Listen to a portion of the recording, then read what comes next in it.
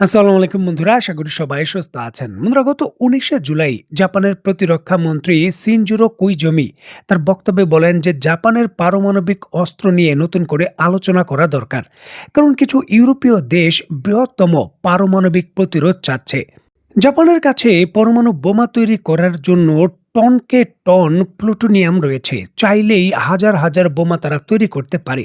তবে তারা তাদের সংবিধানে বিষয়টিকে সরাসরি নিষিদ্ধ করে রেখেছে। বিষয়টিকে কেন্দ্র করে ২০২৭ সালে আলোচনা হওয়ার কথা ছিল। তবে জাপান বর্তমান বৈশ্বিক পরিস্থিতির প্রেক্ষাপটে ২০২৭ সাল নয়, এখনই এই বিষয়ে সিদ্ধান্ত নিতে চায়। গত জুন মাসে ফিনল্যান্ডের পার্লামেন্টে একটি বিল পাশ করা হয়। দেশটি পারমাণবিক অস্ত্র আনার অনুমতি দেয় আনুষ্ঠানিকভাবে। সেই বিলে রাষ্ট্রপতি আলেকজান্ডার স্টাব স্বাক্ষর করেন সেই আইনে, যেটি ১লা জুলাই ২০২৬ থেকে কার্যকর হয়েছে। দেখুন, কোল্ড ওয়ার বা শীতল যুদ্ধের সময় ফিনল্যান্ডের ভেতর একটি আইন ছিল যা সম্পূর্ণভাবে তার ভূখণ্ডে পারমাণবিক অস্ত্র আমদানি, পরিবহন, সরবরাহ বা দখল নিষিদ্ধ করেছিল। মানে কোনো ধরনের এই প্রযুক্তি ফিনল্যান্ডে আনা যাবে না। নতুন এই আইন পাশ করার কারণে পুরনো আইনটি বাতিল হয়ে গেছে। এখন ফিনল্যান্ডের ভেতর পরমাণু অস্ত্র আসবে এবং রেডি টু ফায়ার অবস্থায় থাকবে। দেখুন, ইউরোপীয় ইউনিয়ন থেকে বেরিয়ে গেছে যুক্তরাজ্য, আর সেই হিসাবে ইউরোপীয় ইউনিয়নের একমাত্র পারমাণবিক শক্তিধর দেশ হলো ফ্রান্স। গত ২রা মার্চ ২০২৬ ফ্রান্সের প্রেসিডেন্ট ইমেল ম্যাক্রো ইলে লংগুয়ে সামরিক ঘাঁটিতে একটি বক্তব্য দেন। সেখানেই কিন্তু তিনি তার পারমাণবিক অস্ত্র ইউরোপের দেশগুলোর সঙ্গে ভাগাভাগি করে নেওয়ার প্রস্তাব দেন। এর নাম দেন তারা ফরওয়ার্ড ডিটারনেন্স। দেখুন, ফ্রান্সের পক্ষ থেকে Belgium, Britain, Denmark, Germany, Greece, Netherland, Poland এবং সুইডেনকে ইউরোপীয় মিত্র হিসাবে উল্লেখ করে যে সকল দেশের পরমাণু অস্ত্র নেই সেই সকল দেশে পারমাণবিক অস্ত্র মোতায়েনের প্রস্তাব দিয়েছে ফ্রান্স। দেখুন, পূর্ব এশিয়ার জাপান থেকে শুরু করে একেবারে ইউরোপ, সকল দেশগুলো যখন পরমাণু শেল্টারের দিকে যাচ্ছে, পরমাণু অস্ত্র তৈরি করতে চাচ্ছে বা অস্ত্রের নিরাপত্তার বলয়ে আসতে চাচ্ছে, তখন মধ্যপ্রাচ্যের দেশগুলোও কিন্তু পিছিয়ে নেই। রিসেন্টলি সৌদি আরব পারমাণবিক শক্তিধর দেশ পাকিস্তানের সঙ্গে তাদের পারমাণবিক অস্ত্রের অধীনে থাকার জন্য একটি নিরাপত্তা চুক্তি করেছে, যেখানে পারমাণবিক অস্ত্র প্রয়োজন হলে পাকিস্তানের ব্যবহারের সুযোগ হয়তো পেতে পারে এই সৌদি আরব। এছাড়াও নতুন করে তারা ৩০ বছর মেয়াদী যুক্তরাষ্ট্রের সঙ্গে একটি ইউরেনিয়াম পরিশোধনের চুক্তি স্বাক্ষরিত করেছে, যার অধীনে নিজের দেশের ভেতরই তারা ইউরেনিয়াম পরিশোধন করতে পারবে এবং পারমাণবিক অস্ত্রের তৈরির ক্ষেত্রে আরেকটি নতুন ধাপে তারা অগ্রগতি করবে।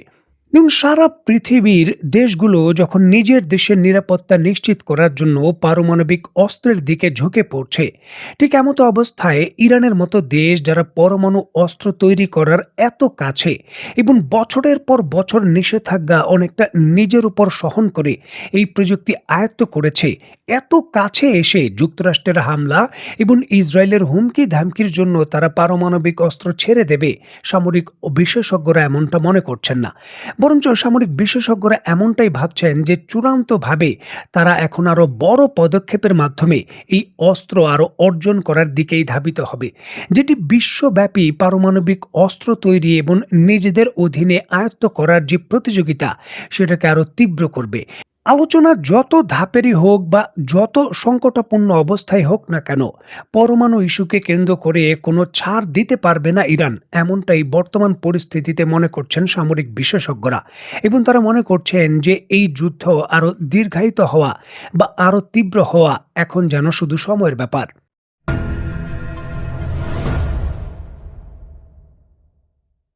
আলোচনা, দর কষাকষি বা হুমকি ধামকি, এই সকল কৌশল ব্যবহার করে পরমাণু অস্ত্রের প্রযুক্তি থেকে ইরানকে ঠিক কতটুকু দূরত্বে রাখতে পারবে যুক্তরাষ্ট্র, এই বিষয়গুলো এখন সন্দিহান।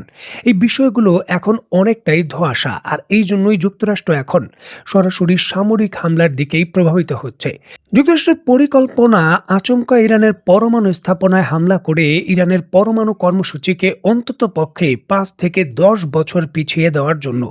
যদি সেন্টিফিউজের উৎপাদন কারখানা এবং সেন্টিফিউজ প্রযুক্তি আয়ত্ত করার মাটির গভীরে যে সকল ফ্যাসিলিটি রয়েছে তা ধ্বংস করা যায়, রাতারাতি সেগুলো পুনরায় তৈরি করা প্রায় অসম্ভব। ইরানকে অন্তত পক্ষে প্রায় ২ থেকে ৫ বছর সময় অপেক্ষা করতে হবে, আর এই জটিল মিশন যুক্তরাষ্ট্র বাস্তবায়ন করতে করতে চায়। এটি করার জন্য ফরওয়ার্ড বেস দরকার যুক্তরাষ্ট্রের, যার অন্যতম গুরুত্বপূর্ণ ঘাঁটি হিসাবে যুক্তরাজ্যের ঘাঁটিগুলো এইবার ব্যবহারের অনুমতি দিয়েছে যুক্তরাজ্য। রিসেন্টলি ব্রিটিশ প্রধানমন্ত্রী যুক্তরাষ্ট্রকে তাদের ঘাঁটিগুলো ব্যবহারের অনুমতি দিয়েছে। লন্ডনের ভেতর অবস্থিত ঘাঁটিগুলো কিংবা ভারত মহাসাগরে অবস্থিত যে দিয়াগো গার্সিয়া ঘাঁটি রয়েছে, এখন ইরানের বিরুদ্ধে যে কোনো সামরিক মিশনের জন্য যুক্তরাষ্ট্র ব্যবহার করতে পারবে। ইরানের গোয়েন্দা সংস্থা, চীনের গোয়েন্দা সংস্থা এবং বিভিন্ন তথ্য বলছে ইরানের পরমাণু স্থাপনায় যে কোনো মুহূর্তে শক্তিশালী হামলা করতে পারে যুক্তরাষ্ট্র। ইস্যুটিকে কেন্দ্র করে ইরানের পক্ষ থেকে সতর্ক বার্তা দেওয়া হয়েছে, যদি এইবার নতুন করে ইরানের পরমাণু স্থাপনায় যুক্তরাষ্ট্র হামলা চালায় তাহলে এর কঠোর জবাব দেবে ইরান। বিশেষ করে মধ্যপ্রাচ্যে যুক্তরাষ্ট্রের স্বার্থ সংশ্লিষ্ট যত ধরনের গুরুত্বপূর্ণ অবকাঠামোগুলো রয়েছে সেখানে বড় ধরনের হামলা হতে পারে। এই সরাসরি হুঁশিয়ারি দিয়েছে ইরান। ইস্যুটিকে কেন্দ্র করে বলতে পারেন এখন যুক্তরাষ্ট্রের চূড়ান্তভাবে শুধুমাত্র মূল্যায়ন চলছে। হামলা করলেই হবে না, হামলায় অন্তত পক্ষে ইরানের পরমাণু কর্মসূচির 50 থেকে 60% ক্ষতিগ্রস্ত করতে হবে। এটি হলো টার্গেট, আর এটি টার্গেট বাস্তবায়নে এই হামলা কতটুকু কার্যকর তার মূল্যায়ন বর্তমানে করছে যুক্তরাষ্ট্র।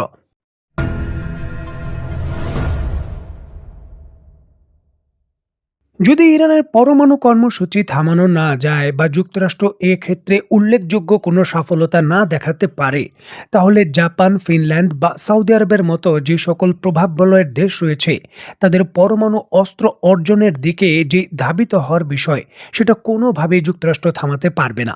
সুতরাং ইরানের পরমাণু কর্মসূচি যতটা যুক্তরাষ্ট্রের মূল ভূখণ্ডের জন্য না বিপজ্জনক, তার থেকে বেশি তাদের প্রভাববলয়ের জন্য বিপজ্জনক, যার জন্য অবশ্যই তাকে পদক্ষেপ নিতেই হবে। একদিকে যুক্তরাষ্ট্র ইরানের পরমাণু কর্মসূচির উপর যখন পদক্ষেপের চিন্তা করছে, অপরদিকে ইয়েমেনের পক্ষ থেকে সৌদি আরবের উপর লোহিত সাগরে যে অবরোধ ঘোষণা করা হয়েছে তার কারণে পুরোপুরিভাবে স্থবির হয়ে গেছে লোহিত সাগর।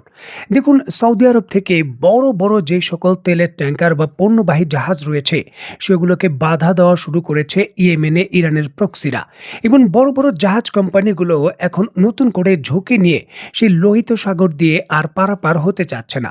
ইস্যুটিকে কেন্দ্র করে অনেক বড় কোম্পানি তাদের বক্তব্য নিশ্চিত করেছে যে আজ সকালেও তাদের জাহাজগুলো হুতিদের পক্ষ থেকে কার্যত শক্তিশালী হুমকি থাকার কারণে তাদের জাহাজগুলোর দিক পরিবর্তন করে লোহিত সাগর তারা আর পাড়ি দেয়নি।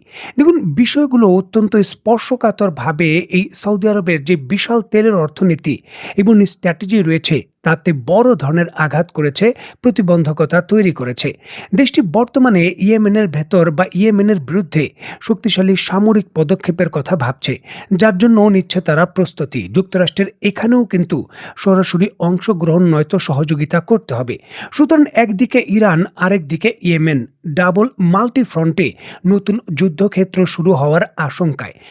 দেখার বিষয়ে চূড়ান্ত এই পরিস্থিতির যে দিক পরিবর্তন সেটা যুক্তরাষ্ট্র আসলে কি করে ঘটায়। তো বন্ধুরা, আজকের মতো বিদায়, নতুন কোনো ভিডিও নিয়ে আবার দেখা হবে।